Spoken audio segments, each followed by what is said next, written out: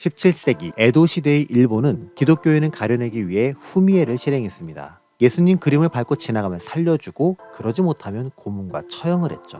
만약 지금 같은 상황이 벌어진다면 저는 거부하며 순교를 선택할 겁니다. 믿음이 커서가 아니라 지켜보는 목격자가 있어서죠. 떠든 게 있는데 누구처럼 쪽팔리기 싫으니까요. 만약 지켜보는 사람이 없다면 저 역시 쉽게 배신할 겁니다. 오늘은 영원한 배신자로 낙인 찍힌 사람의 이야기입니다. 예수님이 대제사장의 집으로 끌려갈 때 베드로는 멀찍이서 뒤를 따릅니다. 섣불리 나섰다간 자신도 함께 붙잡힐 수 있다는 두려움 때문인지 베드로는 가까이 다가가지 못하고 불을 피우고 있는 사람들 사이에 숨어듭니다. 사람들로부터 진행 상황을 확인하기 위함이었죠. 무리 가운데 섞여는 있지만 베드로는 나름 생각이 복잡했습니다. 최후의 만찬 자리에서 주님이 자신의 믿음에 대해 언급하실 때 감옥이든 죽음이든 함께하겠다 호언장담했으니까요. 심지어 체포되는 순간 칼까지 휘두르며 격렬히 저항했는데 지금 이렇게 있는 듯 없는 듯 숨어 있으니까요.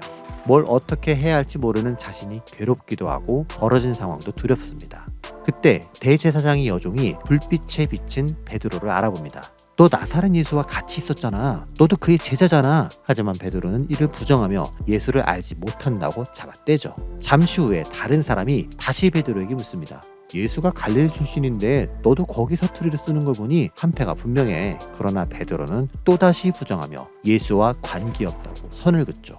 1시간쯤 흐른 후 또 다른 사람이 베드로에게 묻습니다. 내가 장담하는데 이 사람은 예수랑 같이 있었어. 저자가 내 사촌의 귀를 잘랐는데 예수가 고쳐줬다니까. 이번에는 빼도 박도 못하는 상황입니다. 증인이 있으니까요. 그럼에도 베드로는 또다시 아니라고 부인합니다.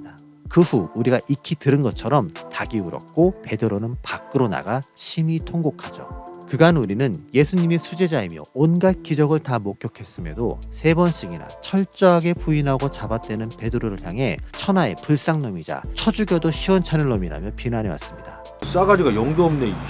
그런데 베드로만 싸가지가 1도 없는 나쁜 놈일까요? 나라면 그러지 않았을 거라고 장담할 수 있으신가요? 신앙의 자존심보다 자아와 명예를 우선시하는 내가, 성경적 가치보다 자본의 가치를 더 추구하는 내가 과연 베드로를 비난할 수 있을까요? 베드로의 반응을 보며 우리가 얼마나 쉽게 하나님과 예수님을 저버리는지 생각해보죠. 사람들이 베드로를 알아본 첫 번째 이유는 그가 늘 예수의 곁에 있었기 때문입니다.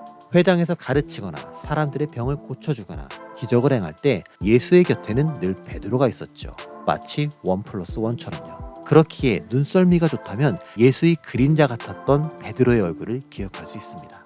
우리도 마찬가지입니다. 겉모습만으로도 사람들은 우리가 교인이란 걸 알 수 있죠. 차에 익투스 마크나 기독교 방송 스티커를 붙이고 다닙니다. 성경책을 들고 335 카페에 모여 신앙에 대해 이야기하고요. 이것으로 우리는 예수 믿는 티를 내고 복음을 전한다 생각합니다. 물론 교회 다니는 티는 날 겁니다. 하지만 세상의 눈에 비친 우리는 어떤 모습일까요? 차에 붙어있는 기호가 부끄럽지 않게 교통법규를 잘 지키고 매너 있게 운전하시나요? 장로님, 권사님 하는 직분에 걸맞게 예의를 갖춰 직원을 대하며 에티켓을 지키시나요? 아니면 반대로 누구보다 더 난폭하게 운전하며 신호 따위는 개무시하고 있지는 않나요? 교회 직분을 자기 신분으로 여기며 왕처럼 군림하고 갑질을 하진 않으셨나요? 그럴 때 사람들은 우리에게 물을 겁니다. 당신 예수 믿는다며? 예수의 제자라면서 그래도 돼요? 사람들이 베드로를 알아본 두 번째 이유는 그의 말투 때문입니다. 조심하지 않으면 어쩔 수 없이 드러나는 사투리처럼 그에게는 갈릴리 억양과 사투리가 있었죠. 다시 말해 베드로의 입에서만 나오는 특징이 있었습니다. 우리도 이런 상황을 겪습니다. 평소 내가 말한 것들에서 교인임이 드러나죠. 회사에서 야근이나 특근을 요구할 때 예배에 빠질 수 없어요 라며 거절합니다. 회식 자리에서 술 한잔 권할 때 교회 다녀서 마실 수 없다며 교인임을 어필하고요. 아니면 식사 때마다 오래 기도함으로 같이 앉은 동료들을 기다리게 만들기도 하죠. 이렇게 예배 시간을 지키고 믿는 자임을 드러내는 건 분명 용기가 필요합니다. 하지만 우리 중 누군가는 소신과 용기가 무한하리만큼 대충이라며 월급날만 기다리는 자도 있죠. 인간이 밥 먹고 자기 할 일 똑바로 안 하면 그게 도둑놈이지, 안 그래? 회사 비품으로 교회 자료를 만들면서 하나님의 일을 준비한다고 생각하지는 않으셨나요? 업무 능력보다 인맥과 줄타기로 윗선에 비벼가면서 승진과 인사고과를 위해 기도하지는 않았나요? 타인의 성과를 가로채 자기 업적으로 치장하고 그렇게 얻어진 콩고물을 하나님의 은혜라 말하진 않았나요? 우리가 그렇게 행동할 때 사람들은 질문할 겁니다. 하나님 믿는다면서요? 교회 다닌다면서 이래도 돼요? 사람들이 베드로를 알아본 세 번째 이유는 폭력으로 저항했기 때문입니다. 그는 예수님의 체포를 저지하는 과정에서 칼로 대제사장의 종 말고의 귀를 잘랐죠. 나름 선한 의도였지만 방법이 잘못되었습니다. 그래서 지금 말고의 친척이 베드로를 고발하는 것이죠. 우리도 때론 이런 반응으로 사람들을 놀래킬 때가 있습니다. 분명 좋은 거란다 생각했는데 그 과정과 방법이 납득되지 않는 일들을 종종 저지르죠. 예배를 위해 교회에 모였는데 주차 공간이 없다고 인근 주택가와 도로를 무단으로 점유합니다. 우상을 제거하라는 말씀을 지킨답시고 사찰 시설을 부수고 불을 지릅니다. 하나님을 위한 성전 건축이라며 편법의 구멍들을 찾기 위해 로비를 일삼기도 하고요. 나의 예배를 위해 타인의 감정과 시간이 희생되어야만 할까요? 구약의 수많은 계명 중 유달리 우상 타파에만 눈에 불을 켜며 달려드는 이유는 뭘까요? 하나님의 집을 짓는데 편법과 로비가 필요할 만큼 하나님께 능력이 없을까요? 그렇게 해서라도 완성해야지. 안 그러면 거할 곳 없어지는 노숙자 하나님일까요? 우리가 그렇게 행동할 때 사람들은 말할 겁니다. 믿는다는 사람이 더하네. 이래서 예수 믿는 것들하고는 상종하면 안 돼. 영화 내부자들에서 조우진 배우는 대중들에게 강렬한 인생을 남겼습니다. 겉으로는 회사원 같지만 실제로는 잔인한 뒤처리를 하는 악인을 연기했죠. 결혼 반지를 끼고도 거리낌 없이 피를 보는 그의 연기는 관객들에게 악의 평범성을 다시금 생각하게 만들었습니다. 즉 악인이라고 해서 모두 다 칼을 들고 뿔이 달린 존재가 아니라는 거죠. 베드로가 예수님을 3번이나 부인했다 해서 특출나게 더 나쁜 놈이 아닙니다. 사람들이 알아본 베드로의 특징은 지금의 우리에게도 동일하게 보이는 모습이니까요. 우리가 사는 삶의 현장에서 매일 도전받는 질문이기도 합니다.